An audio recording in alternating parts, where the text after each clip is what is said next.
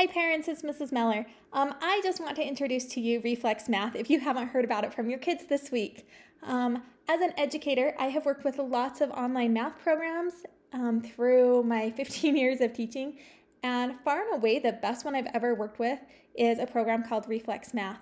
I did write a grant this year in order to get this for our classroom, and that's why I didn't have it the first day of school. I was waiting for that grant to be approved. So it got approved last week, and here we are. I want to go through what the program is and how it works so that you can understand and you can access it at home if you choose. The first thing you're going to do is go to el-com or reflexmath.com. I usually just go through Reflex Math. It saves you an extra step if you just want to go to the el-go.com. Either way, you can bookmark it. On Friday, I sent home a little card that had all of your students' information login and these websites. But that's what they are in case. Once you get there, they're going to go to the student login. It says, enter your teacher's username. My username this year, I kept it simple, just my last name, Meller. It doesn't even have to be capitalized. Once they type in my name, it'll say select your class. It'll come up with my name. So that's just if they've spelled my name wrong or something, sometimes it won't let them in or it lets them into another teacher. Just make sure it says my name. Then they will click on their name. It'll come up with a class list. They click on their name, and then it says their password. With their password, every child's password is different. It's individualized to them. On that card I sent you has their password. It is 2 letters and then 2 numbers. If they have forgotten that card, if you've lost it, shoot me an email, send me a text, and I can get that for you. Then it's going to say select your product. Just go ahead and click that Reflex. Later in the year, it will say fractions, as we're going to work on some fractions through this program as well. But for right now, we're just going to do the Reflex Math Facts. Okay, once you are into the program, it becomes very game-based for these kids, and very timed-based. A couple of things to know is that you are going to see it teaching timesing and dividing, so multiplication and division, all at the same time. Research has shown that if we learn our math facts in fact families, we actually learn them quicker and we retain them longer. And so it's not going to be like when you and I learned it and we learned all of our 2 times, then our 3 times, then our 4 times, and then once we passed our multiplication, we worked on division, right? We're going to learn them in math families. So I'm going to do my 8 times 12 is 96, but then I'm also going to be doing the division all at the same time for that fact family. So don't worry if you see the division, it's teaching it in fact families. Another thing I want to talk about on Reflex Math is it is based on their keyboarding speed.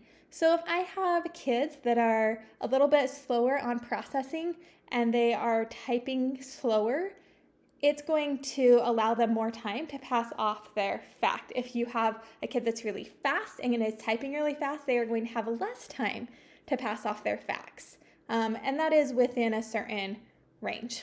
So they don't have all day to pass it off. So know that it's based on their own individual speed as well. Once they're into the program for the day, they'll have a game that there's a million different games actually on there. One of the games looks like this, where they can pass off facts. Up in the corner, I want to draw your attention to where I've put that red box and that red arrow. So this is called their green light. And around the outside edge, as they start playing, that green light will start to illuminate. And once they have passed off all their facts for the day, the middle of that green light is going to illuminate green. Right now it's black, it'll turn green. What that is telling them as a child is you're done for the day, good job. What it's telling us as adults is they have passed off the maximum number of facts that they can for that day, or that they have spent so much time on it that it's saying you've spent enough time, you're good, move on.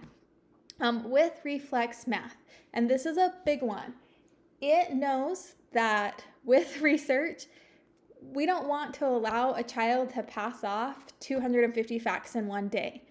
They don't retain that information very well. They learn in small chunks not by cramming at the end. And so it only allows them to pass off so many facts per day before it's going to turn on that green light and say, you're done, nice job.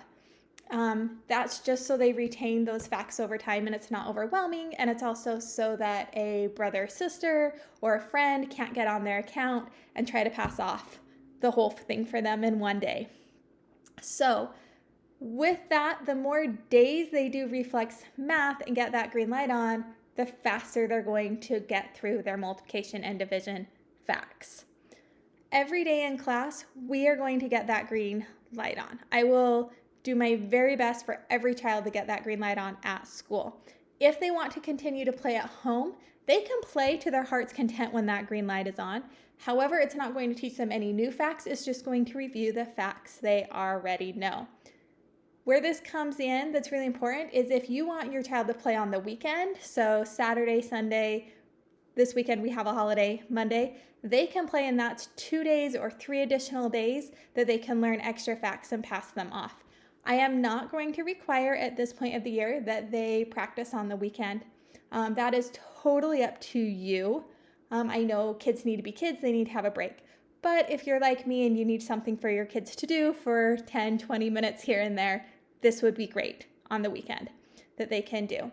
If their green light is not on at school, they can play at home.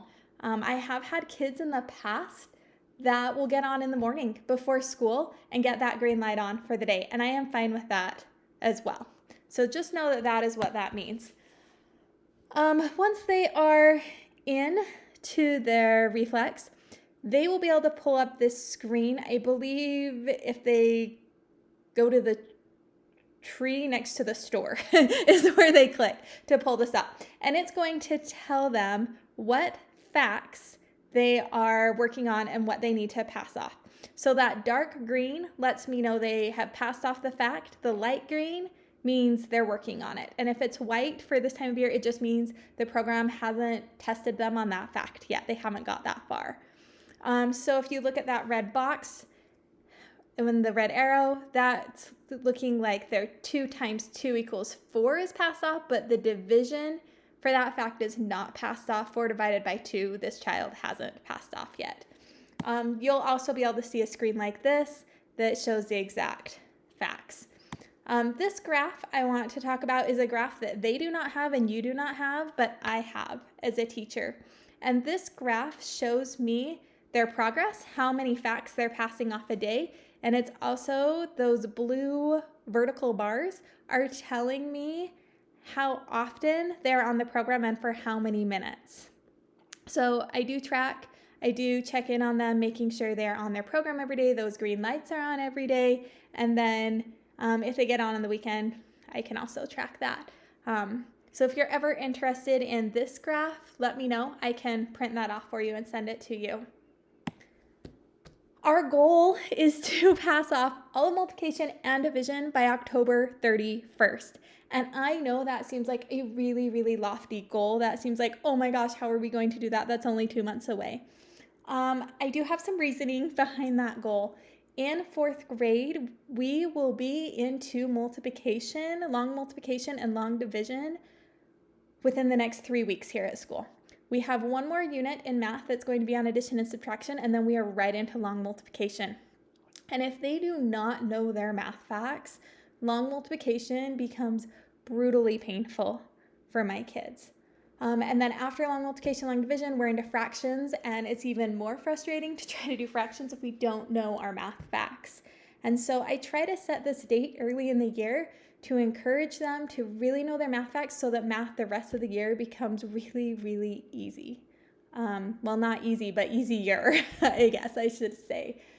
So please, please, please help encourage them to work on their math facts so that they can pass off, so they can meet this goal. I know it's lofty, I know it pushes them, but it really will make the rest of the year in math a lot more doable for them if they can reach this goal, because I know it is a huge goal. I know it's going to take lots of work. Then they get to smash pie in my face, probably depending on the dates of the week. I usually do it that week after Halloween. I pick a day and we do it.